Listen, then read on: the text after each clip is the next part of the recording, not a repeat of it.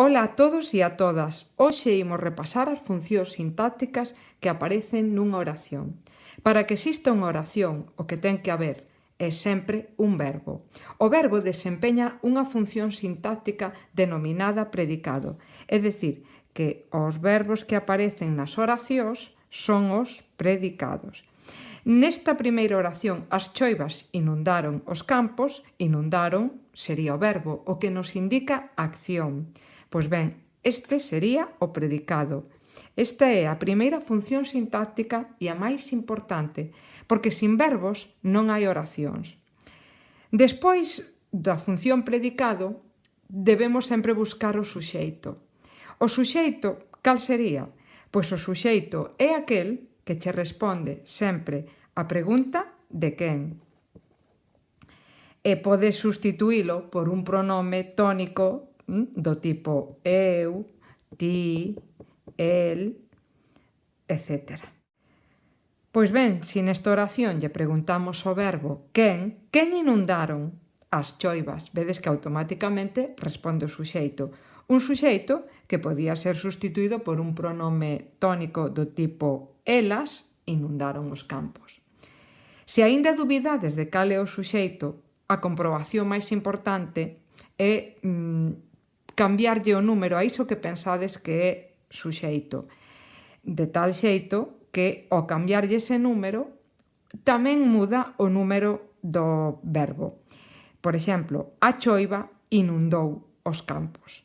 Vedes que se cambio o suxeito de número, cámbiame automáticamente o número do verbo, porque entre o suxeito e o verbo, recordade que hai como un casamento, unha vinculación moi estreita.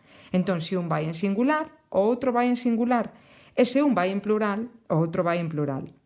Se aínda así tedes dúbidas de cal é o suxeito, o que podedes facer é pasar esa oración á voz pasiva. Na voz pasiva, o suxeito será aquel que vai precedido pola preposición por. Por exemplo, as choivas inundaron os campos foron inundados polas choivas. Vedes? Entón este sería o suxeito desta oración, da oración activa. Na pasiva, o suxeito ten outro nome, denomínase complemento axente. E sempre ten que ir nunha oración pasiva e precedido da preposición por. Pero volvamos outra vez ao verbo. Dixemos que o verbo, que é este boneco que tedes aquí, é a palabra máis importante da oración porque sen el, pois non hai oración. De feito, desempeña unha función, a máis importante da oración, que é ser el soíño o predicado. E o verbo non precisa de nada máis porque pode incluso aparecer el só nunha oración. Pero hai verbos, digamos que están a metade, son medio verbos. Iso que quere decir? Que dependen dunha estrutura chamada o suplemento.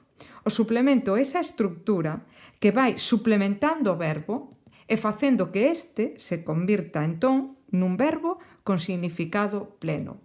O suplemento sempre empeza por preposición e é unha parte da oración que depende directamente do verbo e que é necesaria para que ese verbo teña un determinado significado. Sempre empeza por preposición, como vedes. Por exemplo, despedirse de Antón. De Antón sería o suplemento. Vedes? De Antón.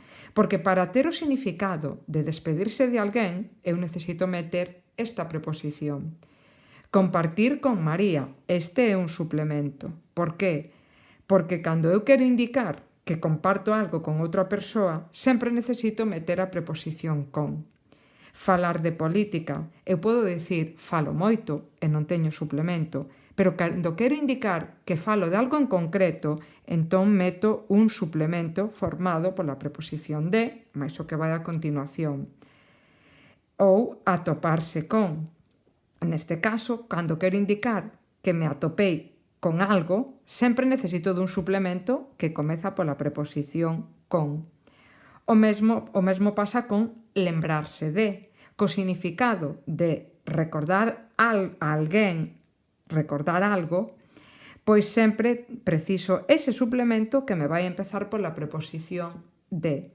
Ou, por exemplo, insistir en, con ese significado de insistir nalgo, eu tamén sempre vou necesitar un suplemento.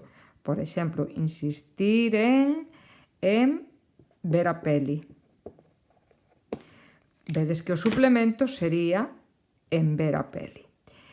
Como podo recoñecer o suplemento? Pois a primeira característica é que depende directamente, vale, dese verbo. É que cando ti pos o verbo en infinitivo, como tedes aquí, despedir, compartir, para que teña ese significado, sempre necesita esa preposición. Cando se enuncia o verbo en infinitivo, ponse tamén esa preposición, despedirse de, compartir con, falar de, atoparse con, lembrarse de, insistir en. Pero ademais hai dous trazos moi importantes para saber que estamos ante un suplemento, que é sustituir ese suplemento por iso ou polo pronome persoal el. Despedirse de Ana, despedirse dela. Home, podedes por el, ela, elas, elas, cambiando xénero e número, obviamente. Compartir con María, compartir con ela. Falar de política, falar diso, vale? Atoparse co veciño, aquí habría que contraer este con máis o. Atoparse co veciño, pois atoparse con el. É dicir, sustituiríamos o que vai despois da preposición por iso ou el. Lembrarse, aquí habería, por suposto, que contraer. Lembrarse da película, lembrarse dela, vale? Dela. Insistir en ver a peli, pois insistir niso. Vedes? Entón, o suplemento sempre é unha estrutura encabezada por unha preposición que che pide o verbo e que pode sustituirse polo demostrativo neutro iso ou polo pronome persoal de terceira persoa el en masculino, feminino, singular ou plural. Pero a sustitución, e isto é importante, faise a partir da preposición, pero o suplemento comeza xusto onde está a preposición, vale? O suplemento sería, como vedes aquí marcado, a preposición e o que vai despois.